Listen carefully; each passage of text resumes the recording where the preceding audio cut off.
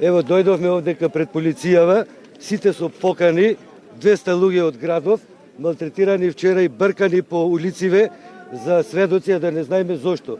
Кој е гревот наш што си ја сакаме партијава и сакаме да ја помагаме?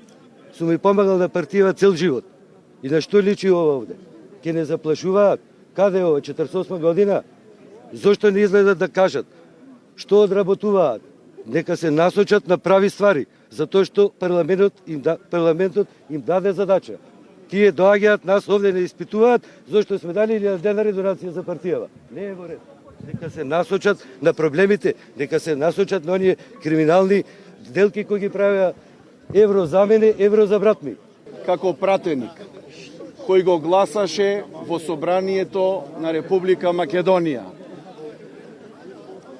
СЈО, и како пратеник во следниот парламентарен состав, сакам јавно да кажам дека во мене денеска постои длабоко разочарување, затоа што ова СЈО или специјално јавно обвинителство веќе зема страна и за мене од денеска е ова селективно јавно обвинителство.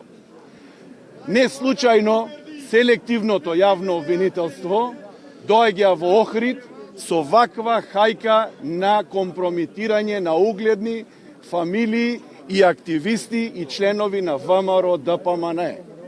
Во текот на вчерашниот ден, дома на врата, од страна на СВР Охрид, од службеници на СВР Охрид, бев побарана јас пред моите деца.